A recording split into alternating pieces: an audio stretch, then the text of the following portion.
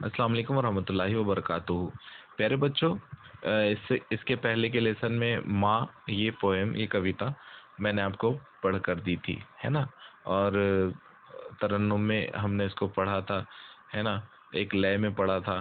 तो उम्मीद करता हूँ कि आपने भी आपका एक एक धुन तैयार की होगी और याद भी कर लिया होगा आपने। इसको मैंने याद करने के लिए कहा था, लिखने के लिए भी कहा था होमवर्क में कि आप इसको 2 या 3 मरतबा, 2 मरतबा एटलीस्ट आप लिखें, है ना। तो उम्मीद करता हूँ कि आप कर रहे हैं, जिस तरह से हम आपको गाइड कर रहे हैं उस तरीके से आप काम कर रहे होंगे, ऐसी मैं उम्मीद करता हूँ। तो बेटा, वक्त बर्बाद ना करते हुए हम चलिए आगे बढ़ते हैं। इसका एक्सप्लेनेशन देता हूँ मैं। इसमें काफ़ी सारे डिफ़िकल्ट वर्ड्स हैं, कोशिश करता हूँ कि आपकी समझ में आए। ठीक है, तो मैं एक्सप्लेन करूँगा उससे पहले एक मरतबा इसको पढ़ते हैं, है ना, और फिर आगे बढ़ते हैं। पढ़िए मेरे साथ, अगर आप पढ़ सके तो बहुत अच्छी बात है।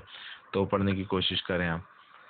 प्रकृति का प्रारूप हो तुम, माँ जगत का रूप हो तुम, ममता का सागर हो तुम, समता की गागर हो तुम, सरल सहज स्वरूप हो तुम, माँ जगत का रूप हो तुम, संस्कारों की ज्योति जलाती, जीवन का आधार सजाती, ऐसी अजब अनूप हो तुम, माँ जगत का रूप हो तुम, माँ ब्रह्मांड स्वरूप हो तुम, माँ जगत का रूप हो तुम। ये पढ़ा हमने, इसको आप पढ़िए, याद कीजिए, और भी अगर याद नहीं हुई होगी पक्की इसको आपको याद करना है। ठीक है, और इसके कवि हैं रमेश यादव। तो हम समझते हैं अब इसको कि किस तरह से रमेश यादव क्या कहना चाह रहे हैं, है ना। कुछ चीज़ें इसके अंदर डिफिकल्ट है तो मैं आपको समझाते चलता हूँ। स्टार्ट से देखेंगे। प्रकृति का प्रारूप हो तुम, है ना। प्रकृति कहते हैं बेटा कुदरत को, है ना। और प्रारूप का मतलब होता है बनावट, है ना। तो मतलब ये हुआ कि प्रकृति का प्रारूप हो तुम, मतलब प्रकृति ने तुमको बनाया है, कुदरत ने तुमको बनाया है। माँ जगत का रूप हो तुम। और जगत, जगत कहते हैं दुनिया को, है ना। पूरा जग, जग से बना जगत, तो पूरा जो जगत है, जो जहान है ना, तो उसका जो रूप है, तो वो बच्चों को या हमको माँ में नजर आता है ना। अगर माँ नहीं है तो सारी जो जग की खूबसूरती है, जो दुनिया की खूबसूरती है, वो हमारे किसी काम की नहीं, है ना। माँ अगर साथ है तो सब कुछ अच्छा लगता है, और माँ अगर हमारे साथ ना हो तो आपको क्या अच्छा लगेगा, कुछ भी अच्छा नहीं लगता, है ना। माँ साथ होना चाहिए।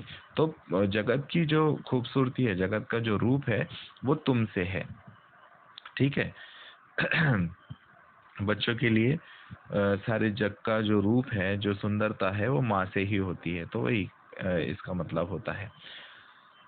ममता का सागर हो तुम, समता की गागर हो तुम। ममता का सागर, है ना। ममता माँ की मोहब्बत, माँ की मोहब्बत को ममता कहते हैं, है ना। इससे बड़ी मोहब्बत और कोई नहीं शायद दुनिया में। तो ममता का सागर हो तुम। तुम इतनी मोहब्बत देती हो जितना कि समंदर, है ना। अब समंदर की गहराई कोई नाप नहीं सकता, कितना डीप है वो, कितना बड़ा है, कितना विशाल है ना। तो जैसे विशाल सागर है, समंदर है, सागर का मतलब समंदर, तो जितना विशाल है सागर, जितना बड़ा है सागर, है ना। तो ममता का सागर हो तुम, उतनी ही ज्यादा मोहब्बत तुम्हारे अंदर है। जो ममता है तुम्हारी सागर की मानिंद है ना। ममता की गागर हो तुम, समता की गागर हो तुम। हाँ, और तुम व्यवहार जो है वो एक समान करती हो, यकसा